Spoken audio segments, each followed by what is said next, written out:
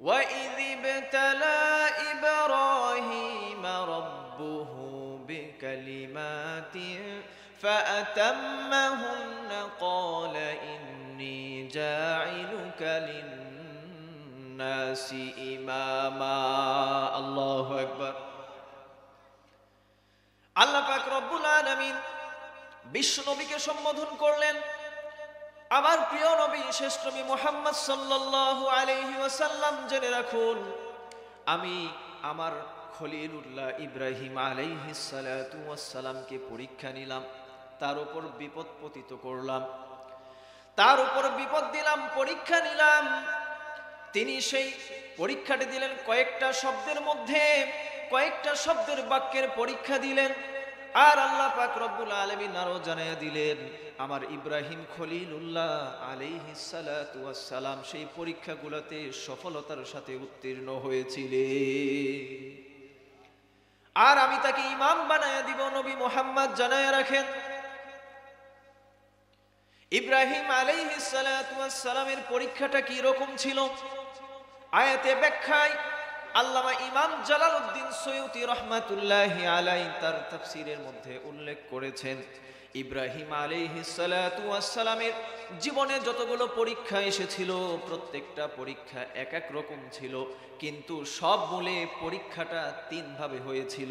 একটা হচ্ছে জ্ঞানের পরীক্ষা। কিসের পরীক্ষা বলেন? জ্ঞানের পরীক্ষা। দুই নাম্বার হচ্ছে আকীদার পরীক্ষা, বিশ্বাসের পরীক্ষা, ঈমানের পরীক্ষা। আর তিন নাম্বার হচ্ছে আমলের পরীক্ষা। ইব্রাহিম আলাইহিস সালাতু ওয়াস সালাম প্রত্যেকটা পরীক্ষায় সফলতার সাথে চূড়ান্তভাবে উত্তীর্ণ হয়েছিলেন।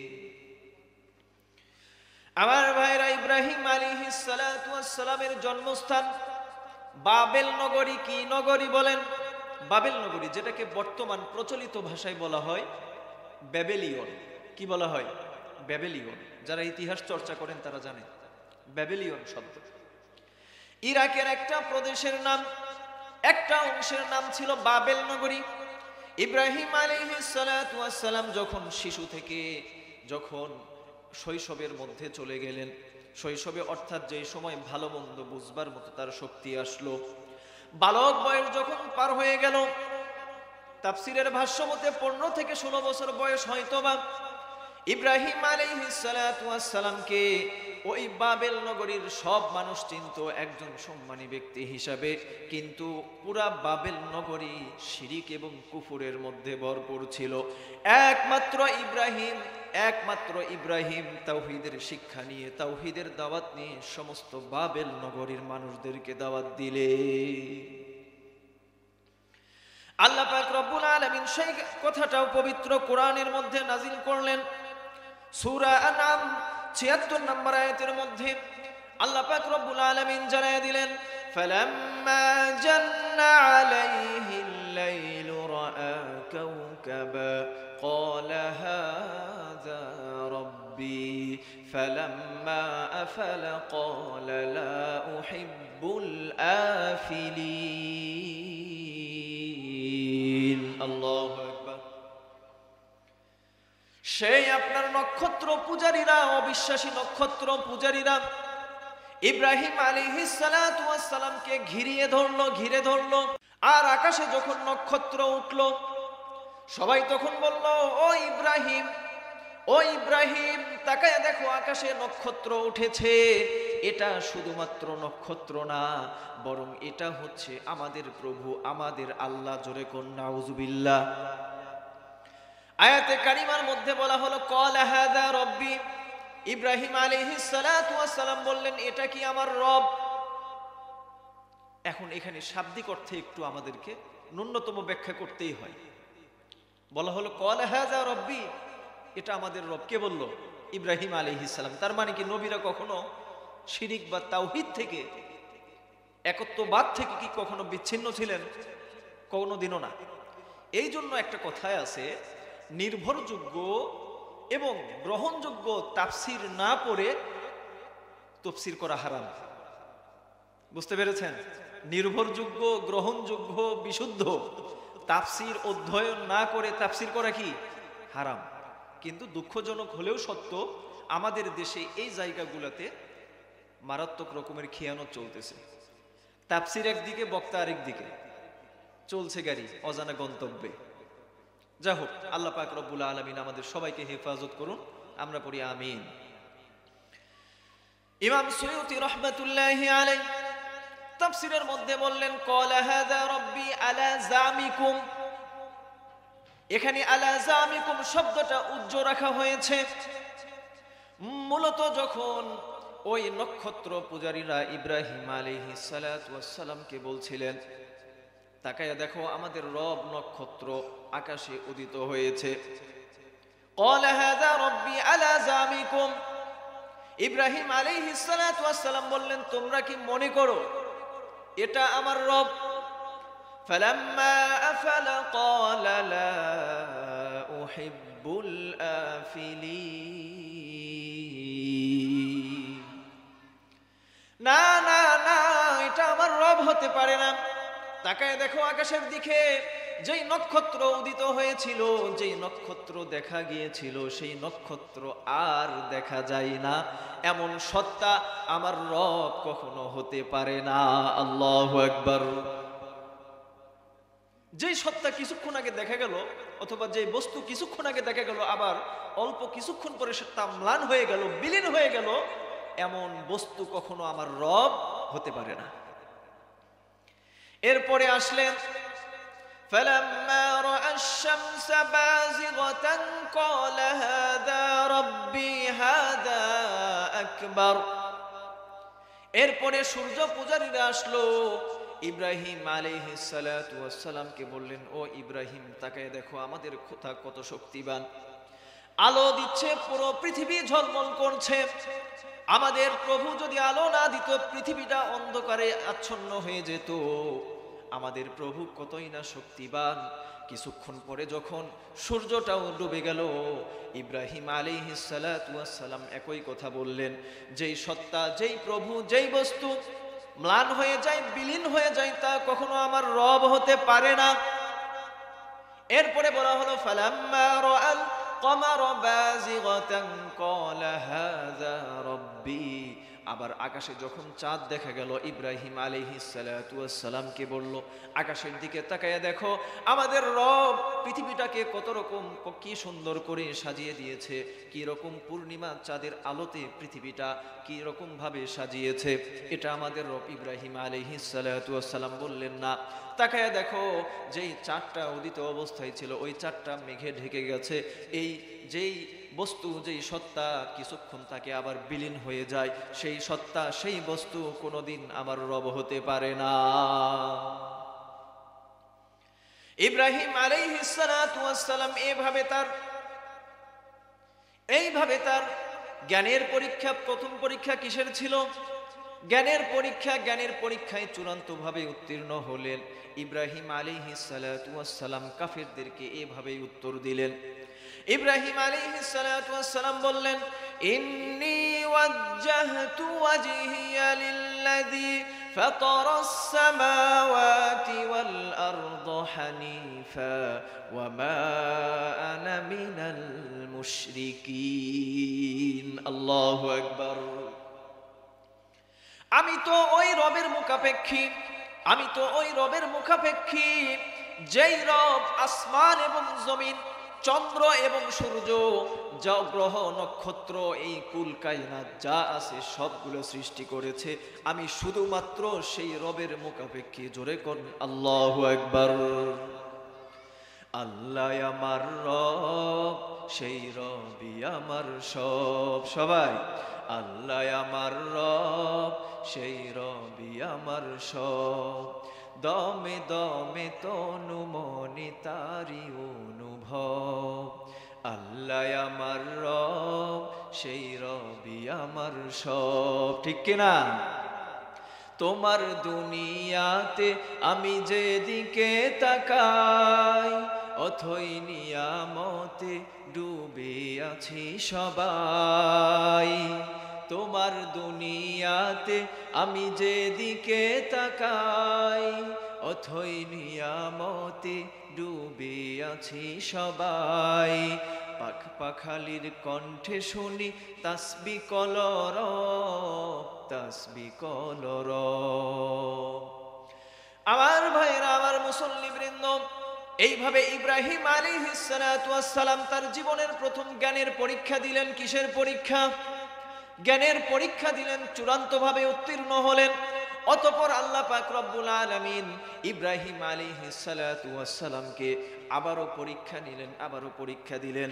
ইব্রাহিম আলাইহিস সালাতু ওয়াস সালাম অতঃপর যখন যুবক বয়সে উপনীত হলো, ইব্রাহিম আলাইহিস সালাতু ওয়াস সালাম সবাইকে কোরআনের দাওয়াত দিল, ইসলামের দাওয়াত দিল, তাওহীদের দাওয়াত দিল, একত্ববাদ আল্লাহ তাআলার দাওয়াত দিল। সেই কথা সূরা আম্বিয়ার ৭৬ নম্বর, সূরা আম্বিয়ার ৫২ নম্বর আয়াতের মধ্যে বলা হয়েছে, ইয ক্বালা লিআবিহি ইয়া ওয়া কওমিহি মা হাযিহি তামাসিলুল্লাতী আনতুম লাহা আকিফুন। আল্লাহু আকবার। ইব্রাহিম আলাইহিস সালাতু ওয়াস সালাম তার গোত্রের লোকদের কাছে গেলেন, গিয়ে বললেন, ও সম্প্রদায়, ও বাবিলিয়নবাসীরা, ও বাবিলিয়নবাসীরা, জেনে রাখো তোমরা কার ইবাদত করো, কার উপাসনা করো, কার সামনে নিজের মস্তককে তোমরা অবনত করো, কার পূজা করো। তারা বলল, আমরা এই মূর্তিগুলোর পূজা করি। ইব্রাহিম আলাইহিস সালাতু ওয়াস সালাম বললেন, কিভাবে? তারা বলল, ইয ক্বালা লিআবিহি ওয়া কওমিহি মা হাযিহি তামাসিলুল্লাতী আনতুম লাহা আকিফুন। ও সম্প্রদায়, ও ইব্রাহিম, জেনে রাখো আমরা কিভাবে, কোন তত্ত্বের ভিত্তিতে, কিসের ভিত্তিতে ইবাদত করি, পূজা করি জানি না। আমাদের বাপদাদারা পূর্বপুরুষরা করেছিল, এই জন্য আমরা এইভাবে, এই পদ্ধতিতে, এই সিস্টেমে, এই পাথর, এই মূর্তিগুলোর পূজা করি। জোরে কোন নাউজুবিল্লাহ। আও এলাকাবাসী, কথাগুলো খেয়াল করলে বুঝবেন, আমাদের সমাজে, আমাদের দেশে সেই ইব্রাহিম আলাইহিস সালাতু ওয়াস সালামের ওই সময়কার মানুষ যেভাবে উত্তর দিয়েছিল, বাপদাদা থেকে শিখেছি, বাপদাদা যা করে করেছি। আমাদের সমাজে এমন ধর্মীয় বা অনেক কাজে এখনো কোনো কিছু করতে চাইলে বা করা হলে বাপদাদার দোহাই দেয় কি দেয় না? কথা বলে, বাপদাদার দোহাই দেয় না? যেমন একটা কথা বলি, রাগ করবেন না তো। এই যে মানুষ যখন মারা গেল, ধরেন আপনার বাড়িতে একজন মানুষ মারা গেল, আপনার যে মানুষ মারা যাওয়ার পরে মানুষকে আপ্যায়নের নামে 2 মণ 4 মণ করে যে খিচুড়ি বা খাবার দাবার রান্না করেন, এগুলো পাইছেন কই? বলেন, পাইছেন কই? নাকি বাপদাদার আমল থেকে শিখছেন? ও একই কথা। ইব্রাহিম আলাইহিস সালামের যুগে যেরকম ছিল এখনো সেই রকম। অথচ ইসলাম কি বলে দেখেন, ইসলাম বলে যেই পরিবারের কোনো ব্যক্তি মারা গেল, এলাকাবাসী, প্রতিবেশীর হক কমপক্ষে 3 দিন তাদের বাড়িতে তোমরা খাবার পৌঁছাও। পৌঁছাইছেন কোনোদিন? আমার বাবা মারা গেল, মা মারা গেল, আমি তো শোকাগ্রস্ত, তাই না? এতে কোনো সন্দেহ আছে? এখন ওই সময় যদি আমার মাথার উপর যদি প্রেসার আসে, সামাজিকভাবে যদি আমাকে প্রেসার ক্রিয়েট করা হয়, এই তোমার বাবা গেছে, এতগুলো লোকজন আসছে, তুমি আপ্যায়ন করবা না? তখন আবার একটা যুক্তি দেয়, খাওয়ানো কি খারাপ কাজ? আপ্যায়ন করা কি খারাপ কাজ? কিন্তু আপ্যায়নের তো সময় আছে। কথা বলেন, সময় আছে না? আপনার বাপ মারা গেছে, আপনি সেদিকে কানবেন নাকি আপনার বাপের জন্য দোয়া করবেন, না কি করবেন? নাকি আপনি ওই যে খিচুড়ি রান্নার পিছনে আপনি বাজারে দৌড়াবেন? বাজারে দৌড়ান লাগবে, তাহলে কি এটা হলো? হলো না। কিন্তু এলাকাবাসীর হক কি ছিল? কমপক্ষে কয়দিন? 3 দিন ওই পরিবারের খোঁজ খবর নেওয়া, ওই পরিবারের বাজার সদাই করে দেওয়া, ওই পরিবারের খাবার পৌঁছানো, খাদ্য পৌঁছানো। আপনি এটা পারলেন না, উল্টো তার উপর, মাথার উপর আপনি ইট ভাঙলেন। এটা কোন ধরনের জুলুম? বলেন, এটা কোন ধরনের জুলুম? এখন যদি বলা হয় কেন করবো না, বাপদাদার আমল থেকে করতেছি, এখন এটা কি বাদ যাবে? ওই ইব্রাহিম আলাইহিস সালাতু ওয়াস সালাম যখন তাদেরকে বলল, তারাও বলল, হ্যাঁ আমরা এটা আমাদের বাপদাদার আমল থেকে করি। আমার ভাইরা, ও যুবক ভাইরা, এলাকাবাসীরা, কথাগুলো খেয়াল করেন। ইব্রাহিম আলাইহিস সালাতু ওয়াস সালাম বললেন, তোমরা কেমন খোদার ইবাদত করো, তোমরা কেমন খোদার উপাসনা করো, যেই খোদাকে নিজ হাতে তৈরি করো, ইট বালি পাথরের সংমিশ্রণে নিজ হাতে তৈরি করলে, আবার তাকে নিজ হাতে তোমরা নিজেই গিয়ে পূজা করছো, আবার কিছুদিন পরে তাকে ভেঙ্গে ছুঁড়ে ফেলে দিলে। তারা বলল, না ইব্রাহিম, তোমার কথা শুনতে পারবো না, এগুলো হচ্ছে আমরা আমাদের বাপ দাদার আমল থেকে করে আসতেছি, সুতরাং ইব্রাহিম তুমি সাবধান হয়ে যাও। আমাদের প্রভু সম্পর্কে, আমাদের খোদা সম্পর্কে, আমাদের ধর্মীয় বিশ্বাস সম্পর্কে যদি তুমি সামান্যতম যদি ক্ষতি সাধনের চেষ্টা করো, আমরা তোমাকে কেউ ছাড় দিব না। ইব্রাহিম আলাইহিস সালাম কি দমে গিয়েছিলেন? যায়নি। দেখেন পরের আয়াতের মধ্যে কি আসছে, وَتَاللَّهِ لَأَكِيدَنَّ أَصْنَامَكُمْ بَعْدَ أَن تُوَلُّوا مُدْبِرِينَ। আল্লাহু আকবার। ইব্রাহিম আলাইহিস সালাতু ওয়াস সালাম বললেন, তোমাদেরকে বুঝালাম, তোমাদেরকে শোনালাম যুক্তি দিয়ে, তথ্য দিয়ে, বিবেক দিয়ে, আকল দিয়ে, কিন্তু ধর্মীয় বিশ্বাসের জায়গায় তোমরা এমন গোমরা, এমন ভাবে অন্ধ হয়ে আছো, আমাকে বাধ্য হতে হইল চূড়ান্তভাবে তোমাদের সাথে ফয়সালা করবার জন্য। এই জন্য বলা হয় পৃথিবীর সর্বপ্রথম মানুষ, বিপ্লবী মানুষকে, মুসলিম মিল্লাতের পিতা ইব্রাহিম আলাইহিস সালাতু ওয়াস সালাম। আল্লাহু আকবার। একটা প্রতিষ্ঠিত রাষ্ট্রের বিরুদ্ধে, পুরো জাতি যার বিপক্ষে, একটা সেই পুরো জাতি, দেশ, রাষ্ট্র, যন্ত্র সব কিছুর বিপক্ষে ইব্রাহিম আলাইহিস সালাতু ওয়াস সালাম একাই দাঁড়িয়ে গেলেন। এর নামই হচ্ছে চূড়ান্ত বিপ্লব। বিপ্লব আরো কাকে বলে, এটার যদি আমরা ব্যাখ্যা করি, অর্থাৎ স্রোতের বিপরীতে সত্যের ঝান্ডা নিয়ে অবিচল দাঁড়িয়ে থাকার নামই হচ্ছে বিপ্লব। অনেকে 5ই আগস্টকে বিপ্লব বলেন, কিন্তু আমার দৃষ্টিতে 5ই আগস্ট বিপ্লব ঘটেনি, সেটা হয়েছে অভ্যুত্থান। বিপ্লব এক জিনিস, অভ্যুত্থান আরেক জিনিস। বিপ্লব পরবর্তী সময়ে দেশ চলবে বিপ্লবীদের কথায়। তো এখন কি বিপ্লবীদের কথায় দেশ চলছে?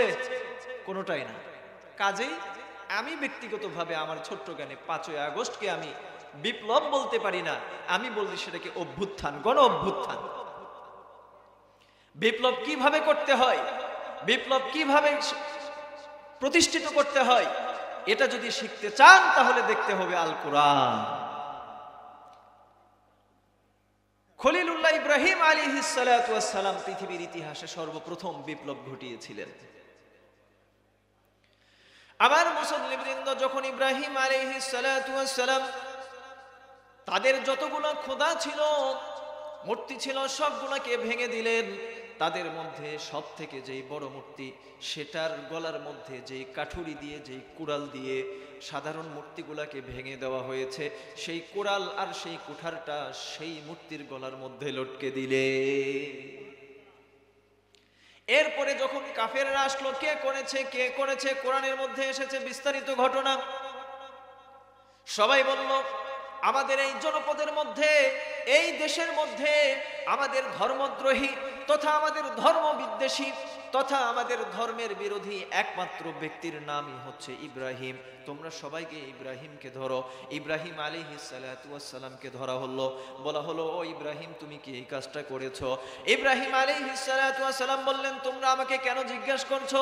যেই খোদার, যেই রবের, যেই প্রভুর দাসত্ব করো, যার সামনে নিজের মস্তককে অবনত করো, যার সামনে নিজেকে বিলিয়ে দাও, তার যদি শক্তি থাকে তাকে গিয়ে জিজ্ঞেস করো তাদেরকে কে ভেঙেছে। আল্লাহু আকবার। উত্তর দিতে পেরেছে? পারেনি। এটা হলো পৃথিবীর সকল স্বৈরা শাসক, তাদের হচ্ছে একটা নীতি, যখন প্রমাণ দিতে পারে না তখন কি করে? জুলুম করে। প্রমাণ দিতে পারে না, কি করে? জুলুম করবে, আপনার উপর অত্যাচার করবে, অপবাদ দিবে।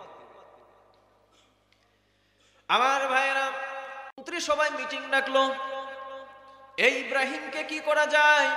সে চরমভাবে, চূড়ান্তভাবে আমাদের রাষ্ট্রের সীমাকে লঙ্ঘন করেছে, আর কোনোভাবেই ইব্রাহিমকে ছাড় দেওয়া যায় না, ছাড় দেওয়া যাবে না, ইব্রাহিমকে শাস্তির ব্যবস্থা করতে হবে। নমরুদের মন্ত্রী সবার কেউ বলল, ইব্রাহিমকে শুলিতে চড়াইয়া শুলিবিদ্ধ করে মারো, কেউ বলল পাথর নিক্ষেপ করে মারো, কেউ বলল তার মস্তককে তার শিরোচ্ছেদের মাধ্যমে আলাদা করে দাও। এইভাবে নানান রকম নানানজন মত দিল। অতঃপর চূড়ান্ত সিদ্ধান্ত আসলো ইব্রাহিমকে আগুনের মধ্যে নিক্ষেপ করা হবে। বিশাল অগ্নিকুণ্ড জ্বালানো হলো, বিশাল অগ্নিকুণ্ড জ্বালানো হলো। ইব্রাহিম আলাইহিস সালাতু ওয়াস সালামকে কাঠের কামানের মধ্যে বসানো হলো। এত বড় অগ্নিকুণ্ড ছিল, এত বড় অগ্নিকুণ্ড ছিল, তার আশপাশে কারো যাবার কোনো সাধ্য ছিল না, কেউ যেতে পারছিল না। এই জন্য সিদ্ধান্ত নেওয়া হলো একটা কাঠের কামান তৈরি করা হবে, চরকির মতো যখন ঘোরাবে, চূড়ান্তভাবে যখন ঘুরতে থাকবে, ঠিক ওই সময় রশিটা কেটে দেওয়া হবে, আর ইব্রাহিম আলাইহিস সালাতু ওয়াস সালাম আগুনের মধ্যে নিক্ষিপ্ত হবে। পুরা দেশবাসী, পুরা জনপদবাসী এই শাস্তির কথা মনে রাখবে, এই শাস্তি দিয়ে ভয়ে তটস্থ থাকবে। জীবনে যেন কোনোদিন আমাদের খোদা, আমাদের প্রভু, আমাদের ধর্ম, আমাদের বিশ্বাস, এর সাথে যেন কোনোদিন কেউ যেন বেয়াদবি করার স্পর্ধা না দেখায়। ইব্রাহিম আলাইহিস সালাতু ওয়াস সালাম কথা যা কাজ তাই, কাঠের কামানের মধ্যে বসে দেওয়া হলো, এরপরে ঘোরানো হলো। চূড়ান্তভাবে যখন কামানটা ঘোরা শুরু করলো, এক পর্যায়ে সেই দড়িটা, রশিটা কেটে দেওয়া হলো। ইব্রাহিম আলাইহিস সালাতু ওয়াস সালাম ঠিক যেই সময় রশিটা কেটে দেওয়া হলো, কামান থেকে যখন আগুনের মধ্যে পড়বে, পড়া পড়া ভাব, তার পূর্বেই আল্লাহর আসমান থেকে হযরতে জিবরাইল আলাইহিস সালাতু ওয়াস সালাম নাজিল হলেন।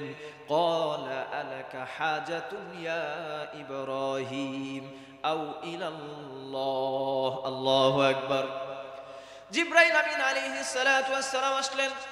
ও ইব্রাহিম, আমি জিবরিল অবতীর্ণ হয়েছি, আমার 600টা পাখা আছে, আমার বেশি কিছু করতে হবে না।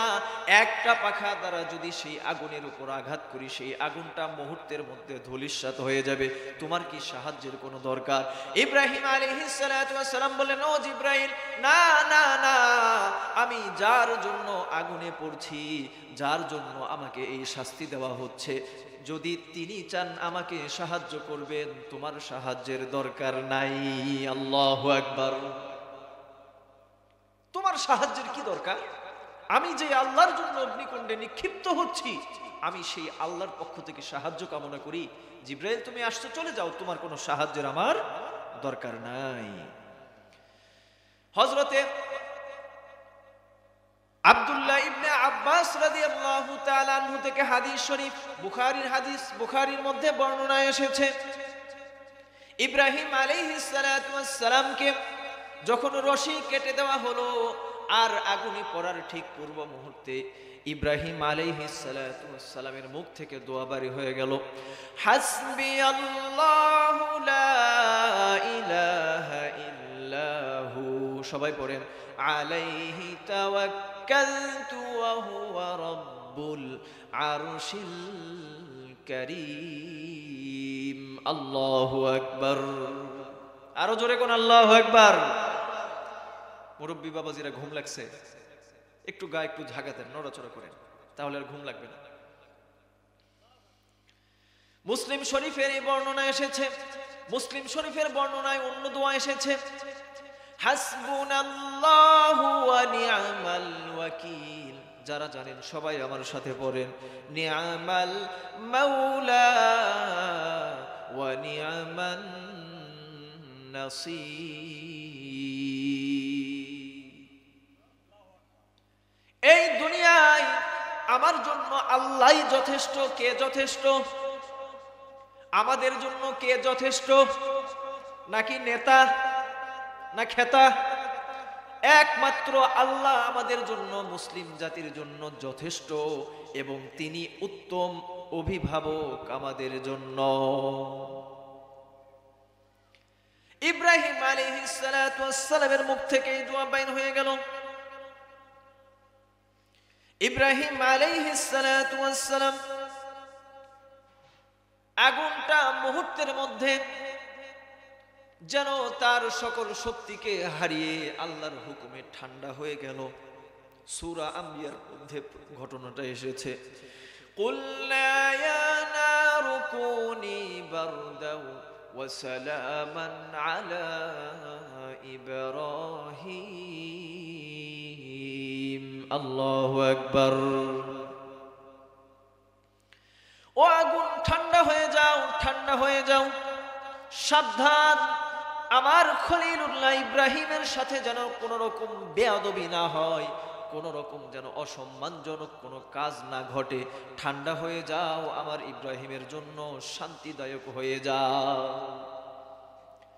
ইব্রাহিম আলাইহিস সালাতু ওয়াস সালামের বাবা অবিশ্বাসী কাফের, তিনি তখন নমরুদের প্রাসাদে দাঁড়িয়ে এই দৃশ্যগুলো যখন দেখছিলেন, ইব্রাহিম আলাইহিস সালাতু ওয়াস সালামকে যখন আপনার কামান থেকে যখন নিক্ষেপ করা হলো অগ্নিকুণ্ডে, ইব্রাহিম আলাইহিস সালাতু ওয়াস সালামের বেঈমান অবিশ্বাসী কাফের বাবা, তার পিতা তখন বলে ফেলল, নাম আর রাব্বু রাব্বুকা ইয়া ইব্রাহিম,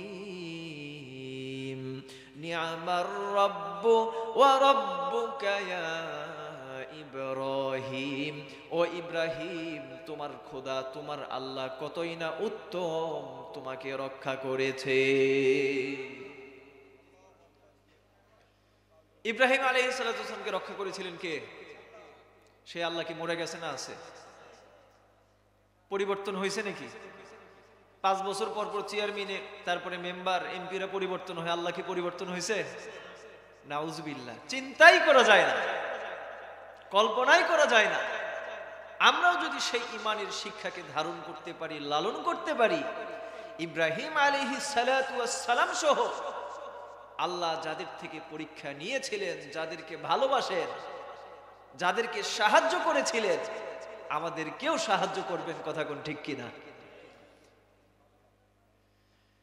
আমার মুসলমান ভাইরা, ও এলাকারবাসী ভাইরা, এরপরে যখন ইব্রাহিম আলাইহিস সালাতু ওয়াস সালাম, কোন বর্ণনায় পাওয়া যায় 3 দিন অথবা 5 দিন বা 7 দিন পরে সেই অগ্নিকুণ্ড থেকে যখন বের হলেন, নমরুদ এবার চিন্তা করে দেখলো ইব্রাহিমকে কোনোভাবেই আটকানো যায় না, কোনোভাবেই থামানো যায় না। কি শক্তি তার!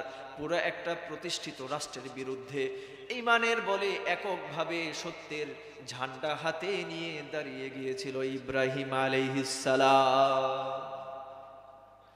এবার আসো ইব্রাহিম, নমরুদ তাকে আমন্ত্রণ করলো, আসো তোমার সাথে সংলাপে বসি।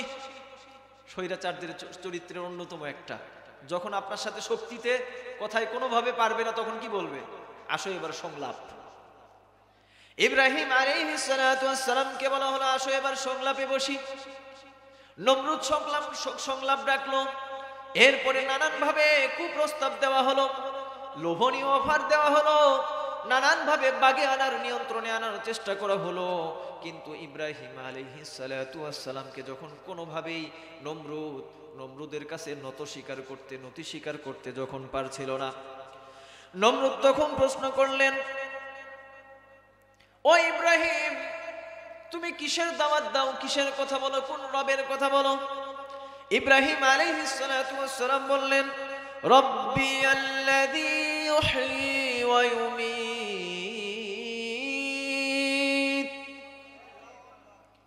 আমি তো ওই রবের কথা বলি, ওই রবের ইবাদত করি যেই রব আমাকে জীবন দান করেছেন, আবার যেই রব আমাকে মৃত্যু দান করবে। এরপরে দেখেন গর্ধব নমরুদ তার জেলারকে নির্দেশ দিল 2 জন মৃত্যুদণ্ড প্রাপ্ত কয়েদিকে নিয়ে আসার জন্য। একজন কয়েদিকে বলা হলো বাড়ি চলে যা, আর আরেকজনকে নির্দেশ দেওয়া হলো, ও জাল্লাদ, তোমরা মস্তককে আলাদা করে দাও, তার শিরচ্ছেদ করে দেওয়া হলো। এবার নমরুদ বলল, ও ইব্রাহিম, দেখো, তুমি বললা তোমার যেই খোদা তোমাকে জীবন দিয়েছে, আবার যেই খোদা তোমাকে মৃত্যু দিবে। আমিও নমরুদ, তাকায়া দেখো, 2 জনকে নিয়ে আসলাম, একজনকে মুক্তি দিয়েছি আর আরেকজনকে মেরে ফেলেছি। জোরে কোন নাউজুবিল্লাহ। ওর মাথায় কি কিছু ছিল? ছিল না। এই জন্য নাস্তিকদের দেখবেন মাথার মধ্যে যতই ডিগ্রিধারী হোক, যতই শিক্ষিত হোক, যত যাই হোক, নাস্তিকদের মাথার ভিতরে যেই মাল মেডিসিন গুলো আছে, সেগুলো গোবরের চেয়ে খুব বেশি দামি না। গোবরের চেয়ে কি না, খুব বেশি দামি না। ইব্রাহিম আলাইহিস সালাতু ওয়াস সালাম বললেন, নমরুদ, ঠিক আছে, তাহলে এবার একটা আমার কথার উত্তর দাও। আমার কথার উপরে তুমি পরীক্ষা করে দেখাও। ইব্রাহিম আলাইহিস সালাতু ওয়াস সালাম এইবার সূরার পবিত্র কোরআনের মধ্যে এসেছে, ইব্রাহিম আলাইহিস সালাতু ওয়াস সালাম বললেন, ইন্নাল্লাহা ইয়াতি বিশ-শামসি মিনাল মাশরিকি ফাআতি বিহা মিনাল মাগরিবি ফাবুহিতাল্লাযী কাফার। ইব্রাহিম আলাইহিস সালাতু ওয়াস সালামকে বলা হলো,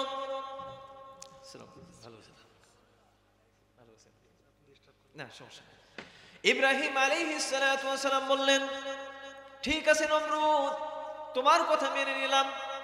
এই যে দেখতে পাচ্ছ সূর্য পূর্ব থেকে উদিত হচ্ছে, পশ্চিমে অস্ত যাচ্ছে, তুমি তার বিপরীতটা ঘটাইয়া দেখা। পেরেছিল? পারেনি। এটা হচ্ছে স্বৈরাচারদের কি চরিত্র, মানে নানান রকম যুক্তি উক্তি দিয়ে আপনাকে নিয়ন্ত্রণ করার চেষ্টা করবে। আমার ভাইরা, আমার বন্ধুগণ, আমি মূল কথার মধ্যে চলে এসেছি। মূলত ইব্রাহিম আলাইহিস সালাতু ওয়াস সালামকে যেইভাবে আল্লাহ পাক রব্বুল আলামিন পরীক্ষা নিলেন, ইব্রাহিম আলাইহিস সালাতু ওয়াস সালাম চূড়ান্তভাবে সফলতার সাথে উত্তীর্ণ হলেন। এমন পরীক্ষা প্রত্যেকটা মুসলমানদের জীবনে আসবে। আপনাদের মনোযোগ কোন দিকে? বসেন বসেন, সমস্যা। আচ্ছা, আমার ভাইরা, আমার এলাকাবাসী, ইব্রাহিম আলাইহিস সালাতু ওয়াস সালামের এই যে বিপদ দিলেন, আর আল্লাহ চূড়ান্ত ভাবে, প্রথম পরীক্ষা ছিল জ্ঞানের পরীক্ষা, দ্বিতীয় পরীক্ষাগুলো ছিল আকীদা, বিশ্বাস, ঈমানের পরীক্ষা, আর তৃতীয় পরীক্ষা ছিল আমলের পরীক্ষা। ইব্রাহিম আলাইহিস সালাতু ওয়াস সালামকে ভাবে নানান পরীক্ষায় উত্তীর্ণ করে রব্বে কারীম জগৎবাসীকে জানিয়ে দিলেন, শিখিয়ে দিলেন, তোমরা যারা আল্লাহকে ডাকো, ঈমান এনেছো, মুসলমান হয়েছো, প্রয়োজনে তোমাদেরকেও পরীক্ষা করা হবে। এটা আমার কথা না, কুরআনুল কারীম, সম্ভবত সূরা আনকাবুত 2 নম্বর আয়াত। আল্লাহ পাক রব্বুল আলামিন ডেকে বললেন, আহাসিবান নাসু আইয়ুতরাকু আইয়াকুলু আমান্না ওয়া হুম লা ইফতানুন। আল্লাহু আকবার। ও বান্দারা, ও বান্দারা, তোমরা কি এটা মনে করেছো ঈমান এনেছি, মুসলমান হয়েছি, ওগো আল্লাহ তোমাকে আল্লাহ বলে স্বীকার করি, স্বীকৃতি প্রদান করছি, তোমার হাবিবকে নবী বলে ঘোষণা করছি, স্বীকৃতি প্রদান করছি, আর তাতেই তোমাদেরকে ছেড়ে দেওয়া হবে? কার কথা? কার কথা? ওয়ালাকাদ ফাতান্নাল্লাযীনা মিন ক্বাবলিহিম ফালায়া'লামান্নাল্লাহুল্লাযীনা সাদাকু ওয়া লায়া'লামান্নাল কাযিবিন।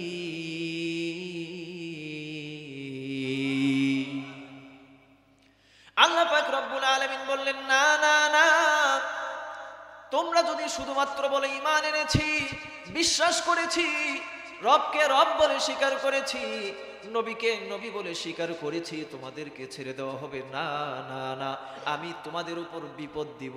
কি দিব?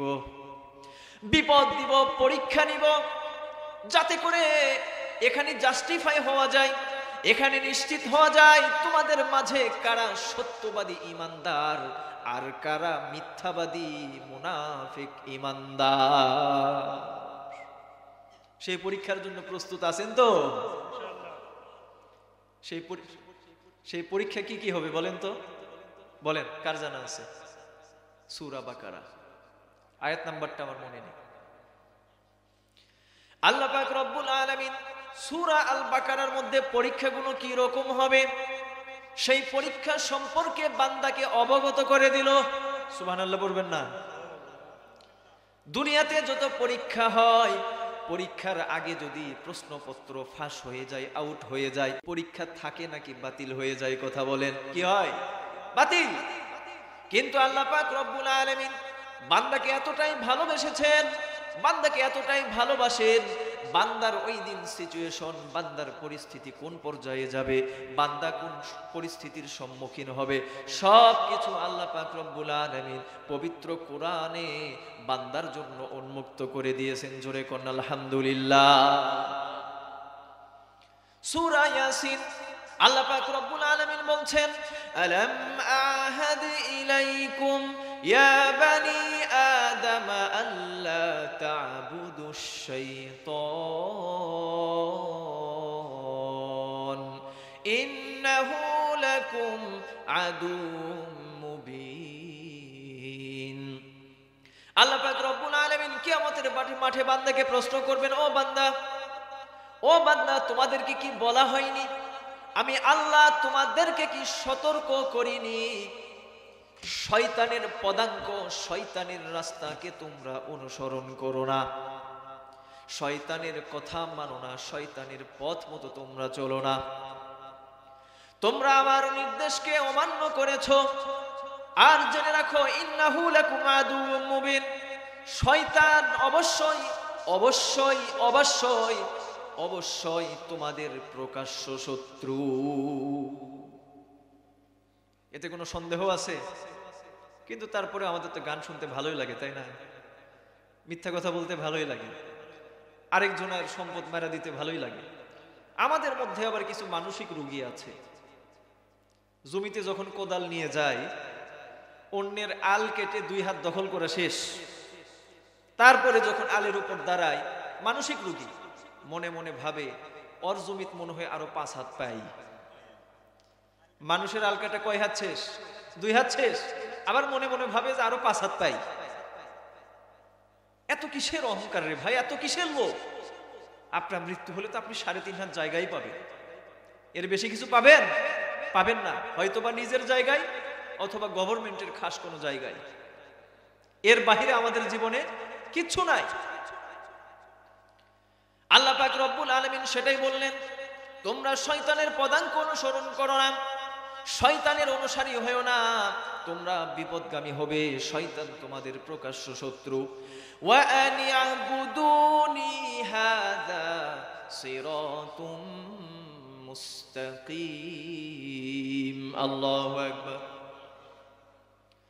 ও বান্দারা, ওয়া আনি'বুদুনি, তোমরা আনুগত্য করো, তোমরা ওই পথটা ধরো, ওই পথের যাত্রী হও যেই পথটার নাম আমি আল্লাহ সিরাতে মুস্তাকিম বলে ঘোষণা করেছি। সেই পথে, সেই মতে চলবার জন্য রাজি আছেন তো ইনশাআল্লাহ? আমার ভাইয়েরা, যেই কথাটি বলছিলাম, আল্লাহ পাক রব্বুল আলামিন প্রত্যেকের ঈমানের পরীক্ষা নেবেন। সেই পরীক্ষাগুলো কি কি আল্লাহ পাক রব্বুল আলামিন সেটাও কোরআনের মধ্যে আউট করে দিলেন, কোরআনের মধ্যে বান্দাকে জানায় দিলেন, যাতে করে বান্দারা বিভ্রান্ত না হয়, বান্দারা যেন পথচ্যুত না হয়, বান্দারা যেন পথ থেকে বিচ্ছিন্ন না হয়। ওয়ালানাবলুওয়ান্নাকুম বিশাইইম মিনাল খাউফি ওয়াল জু'i ওয়া নাকসিম মিনাল আমওয়ালি ওয়াল আনফুসি ওয়াস সামারাত ওয়া বাশশিরিস সাবিরিন। আল্লাহু আকবার। আল্লাহ পাক রব্বুল আলামিন ডাক দিয়ে বললেন, ও বান্দারা জেনে রাখো, ওয়ালানাবলুওয়ান্নাকুম বিশাইইম মিনাল খাউফ, প্রথম পরীক্ষা তোমাকে ভয় দ্বারা। কি দ্বারা? জালিমের ভয়, কথা বললে না জানি ফায়ার করে দেয়, সত্যের প্রতিবাদ করলে না জানি আমার জীবনের জন্য হুমকি হয়ে দাঁড়ায়, সত্য বললে না জানি অমুক অমুক নাখুশ হয়, অমুক অমুক আমার উপর ক্ষিপ্ত হয়। এই ধরনের ভয় দিয়ে সর্বপ্রথম তোমাকে পরীক্ষা করা হবে, তুমি সত্য কথা বলতে পারো কিনা, তুমি সত্যের উপর চলতে পারো কিনা, সকল অবস্থার মধ্যে আমাকে ডাকতে পারো কিনা। সর্বপ্রথম তোমাকে পরীক্ষা করা হবে কি দিয়ে? ভয় দিয়ে। 2 নাম্বার, ওয়াল জু'i ওয়া নাকসিম মিনাল আমওয়াল, অতঃপর তোমাকে মাল দ্বারা পরীক্ষা করে দেওয়া হবে, তোমার মালকে অনেক বৃদ্ধি করে দেওয়া হবে। এই আয়াতের ব্যাখ্যায় তাফসিরে ইবনে কাসিরের মধ্যে এসেছে, ইবনে কাসির রহমাতুল্লাহি আলাইহি বলেন, বান্দার হয়তোবা মালকে, সম্পদকে এত বেশি বৃদ্ধি করা হবে, বান্দার সম্পদকে এত বেশি বৃদ্ধি করে দেওয়া হবে, বান্দা তখন মনে করবে এই সব কিছু আমার নিজের যোগ্যতায় এসেছে। জোরে কোন নাউজুবিল্লাহ। বান্দা বলবে আমার কর্তৃত্ব, আমার বুদ্ধি, আমার বাপ, আমার পরিশ্রম, এই সব কিছুর সমন্বয়ে এই সম্পদের মালিক হয়েছি। আল্লাহ বললেন, না না না বান্দা, তোমরা কখনো এটা মনে করো না, তোমার সম্পদকে বৃদ্ধি করে দেওয়া হয়েছে। দেখা যাক তুমি কোন পথে ব্যয় করো। এই সম্পদটাকে ভোগ বিলাস, এই সম্পদটাকে হারাম কাজে, এই সম্পদটাকে খুন রাহাজানি, অথবা এই সম্পদটাকে আমার অবাধ্যতার কাজে ব্যয় করো, নাকি তুমি দ্বীনের জন্য ব্যয় করো। এই জন্য হাদিস শরীফের মধ্যে এসেছে একটা দোয়া, হযরত আব্দুল্লাহ ইবনে আব্বাস রাদিয়াল্লাহু তাআলা আনহুর হাদিস। তিনি সবসময় আল্লাহর কাছে দোয়া করতেন, আল্লাহ আমাকে ওই পরিমাণ সম্পদের মালিক বানাও যতটুকু আমার জন্য প্রয়োজন, আর আমি ওই সম্পদ থেকে পানা চাই যে সম্পদটা আমার জন্য অপ্রয়োজন, ক্ষতিকর। এখন আমাদের প্রয়োজন কতটুকু? হুজুর প্রয়োজনের তো শেষ নাই। কি বলেন, প্রয়োজনের শেষ আছে? নাই, প্রয়োজনের শেষ নাই। তাহলে আমরা কি করব? প্রয়োজন বলতে এখানে বোঝানো হয়েছে আপনার জীবন যাপন সুন্দরভাবে চলবার জন্য, পরিবার পরিজন, বাচ্চা টাচ্চা সবাইকে নিয়ে চলবার মতো যতটুকু প্রয়োজন ততটুকুই হচ্ছে আপনার জন্য রহমতের সম্পদ। এরপরে যা আসবে সব পরীক্ষা। অনেক সম্পদশীল মানুষ দেখেন না, দেশের হাজার হাজার কোটি টাকা পাচার করে বিদেশে বসে আছে, কি আরামায়েশের জীবন যাপন করতেছে। তাদের সম্পদ পাচারের তথ্য দেখলে চোখ কপালে ওঠে, আরে কোন দেশে বসবাস করি। ব্রিটিশরা যখন আপনার এই পুরো ভারতবর্ষকে শাসন করলো, তারা আমাদের ভারতবর্ষের অনেক মূল্যবান জিনিসগুলো চুরি করে নিয়ে তাদের দেশে নিয়ে গিয়েছিল। কিন্তু দেখেন তাদের চরিত্র, তারা চুরি করে নিয়ে গিয়ে সেই সম্পদ নিজেরা ভোগ করেনি। নিজেরা ভোগ করেছে? করেনি, রাষ্ট্রীয় কোষাগারে দিছে। আর আমাদের বাঙালি আহারে দেশের সম্পদ, জনগণের সম্পদ চুরি করে বিদেশে গিয়ে নিজেরা ভোগ করে খাচ্ছে, বাটপারি করে খাচ্ছে। কথা কোন ঠিক কিনা? আমার ভাইয়েরা, হুজুর আসতেছেন, আচ্ছা, আমার ভাইয়েরা, আমার বন্ধুগণ, এই জন্য আল্লাহ পাক রব্বুল আলামিন জানায়া দিলেন, ও বান্দা তোমাদেরকে সম্পদ দিয়ে পরীক্ষা করা হবে, তোমাদেরকে ভয় দিয়ে পরীক্ষা করা হবে, তোমাদেরকে নানান ভাবে পরীক্ষা করা হবে। এখানে বান্দার কাজ কি, পরীক্ষায় কিভাবে সফল হবে। ওয়াবাশশিরিস সাবিরিন। আর এই পরীক্ষার চূড়ান্ত সময়ে, এই পরীক্ষাকালীন সময়ে যারা ধৈর্যের সাথে মোকাবেলা করবে, আল্লাহ পাক রব্বুল আলামিন তাদেরকে সুসংবাদ দান করেছেন। জোরে কোন সুবহানাল্লাহ। লিল্লাহি তাকবীর, লিল্লাহি তাকবীর। প্রধান বক্তার আগমন। হুজুর বসেন, ভালো আছেন? বসেন। প্রধান বক্তার আগমন। নারে তাকবীর। আমি কথা বেশি দীর্ঘায়িত করব না। আমি আসলে অনেক আগে থেকে, কম করে হলেও আজ থেকে 15 বা 10 বছর আগে থেকে, ভালো মনে নেই, মানে মোটামুটি যখন থেকে টাচ ফোন চালাই তখন থেকে আমি হুজুরের ওয়াজ আমি মোবাইলে অসংখ্যবার শুনেছি। আল্লাহ তাআলার কাছে দোয়া কামনা করছি, আল্লাহর কাছে দোয়া করি আল্লাহ পাক রব্বুল আলামিন আমাদের এই বগুড়ার গর্ভ, এই বগুড়ার সূর্য সন্তান, এই বগুড়ার সম্পদ মাওলানা আব্দুস সালাম সাহেব হাফিজাহুল্লাহ তাআলাকে নেক হায়াত দারাজ করুন। সবাই পড়ি আমিন। আমার ভাইরা, কথাকে আমি শেষ করে দিচ্ছি।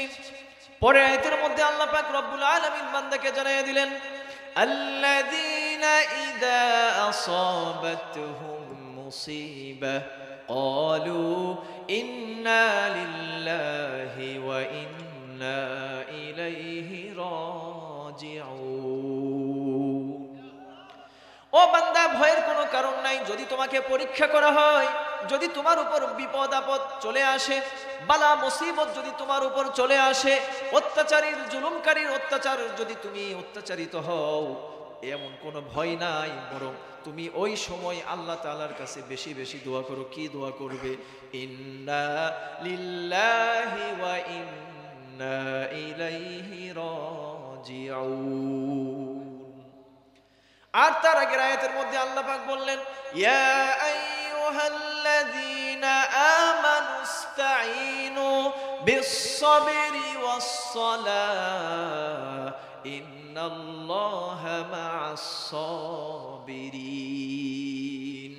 ও বান্দা, তোমার যদি সাহায্য চাওয়ার দরকার হয়, তোমার যদি সাহায্যের দরকার হয়, সাহায্যের যদি প্রয়োজন হয়, তাহলে কিভাবে সাহায্য চাইবে? এক নাম্বার, ইস্তাইনু বিস-সাবরি ওয়াস-সালাহ। প্রথম হচ্ছে তুমি ধৈর্য ধারণ করো, অতঃপর ওযু করে যাই নামাজে দাঁড়ায়া যাও। ওই আল্লাহ, যেই আল্লাহ তোমাকে বিপদ দিয়েছে, আবার তোমাকে বিপদ থেকে উদ্ধার করবে। জোরে কোন সুবহানাল্লাহ। এই জন্য বিপদ আসলে কি মাথা খারাপ করবেন? অসুখ বিসুখ, তারপরে বিভিন্ন রকম ভয় ভীতি, হুমকি ধমকি, এরপরে সম্পদের লোভ, বিভিন্ন লোভ, এই যখন পরিস্থিতি তৈরি হয়, মানুষ তখন কি হয়ে যায়? পথচ্যুত হয়ে যায়, মানুষ তখন ছিটকে পড়ে যায়। শয়তান ঠিক সেই মুহূর্তে ধোঁকা দিয়ে মানুষকে বিপদগামী করে। সম্মানিত উপস্থিতি, আমি আপনাদেরকে মূলত পবিত্র কোরআনুল কারীম থেকে হযরত ইব্রাহিম আলাইহিস সালাতু ওয়াস সালামের পরীক্ষা নিয়ে সামান্য কিছু আলোচনা করেছি। এখান থেকে আমাদের শিক্ষার বিষয় হচ্ছে, আমরা যারা নিজেদেরকে ঈমানদার বলে দাবি করি, আমাদের জীবনেও নানান রকম পরীক্ষা আসবে, এতে কোনো সন্দেহ নাই।